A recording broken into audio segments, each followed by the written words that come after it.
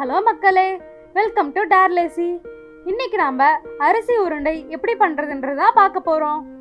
இது பார்த்தீங்கன்னா ஒரு நல்ல ஹெல்த்தியான ஸ்வீட். இது குழந்தைங்க முதல் பெரியவங்க வர எல்லாருக்குமே ரொம்ப பிடிச்ச ஸ்வீட்டாகவே இருக்கும்.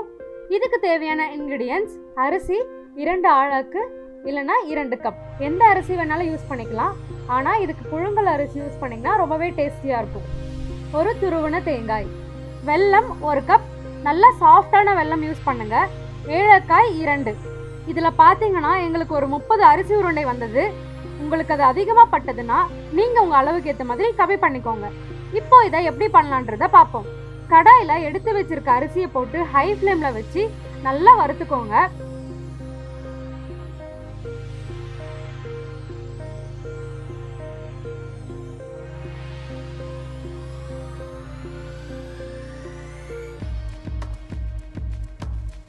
ஒரு 4 to 5 மினிட்ஸில் அரிசி இந்த மாதிரி டார்க் ப்ரௌன் ஆக ஆரம்பிக்கும்.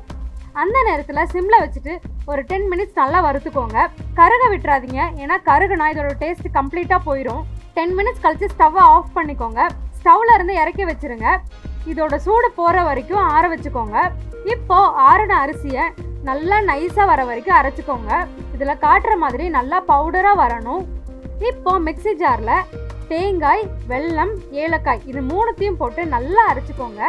அப்பப்போ ஜாரை ஓப்பன் பண்ணி ஸ்பூனை வச்சு இப்படி நல்லா கிண்டி விட்டுக்கோங்க. அப்போ தான் அது நல்லா அரையும்.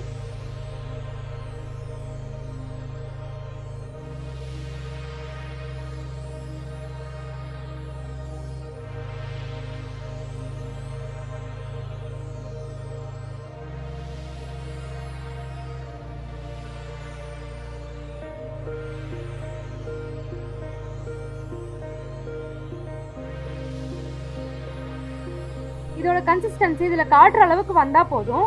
இப்போ அரிசி பொடி கூட நம்ம அரைச்சதை இதில் காட்டுற மாதிரி நல்லா பிசைஞ்சுக்கோங்க.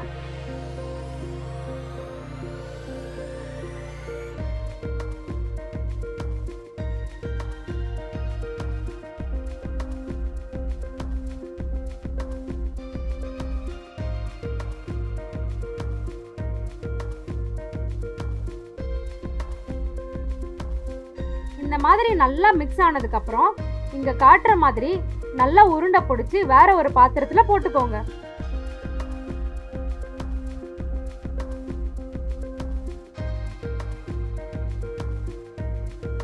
அவ்வளோதாங்க, நம்ம சுவையான அரிசி உருண்டை சூப்பராகவே ரெடி ஆயிடுச்சு. இந்த ரெசிபி உங்களுக்கு பிடிச்சிருக்குன்னு நம்புறேன். லைக் அண்ட் சப்ஸ்கிரைப் பண்ணி எங்கள் சேனலை சப்போர்ட் பண்ணுங்க. இன்னும் ஒரு நல்ல ரெசிபியோடு உங்களை சந்திக்கிறேன். தேங்க்ஸ் ஃபார் வாட்சிங் கைஸ். பை.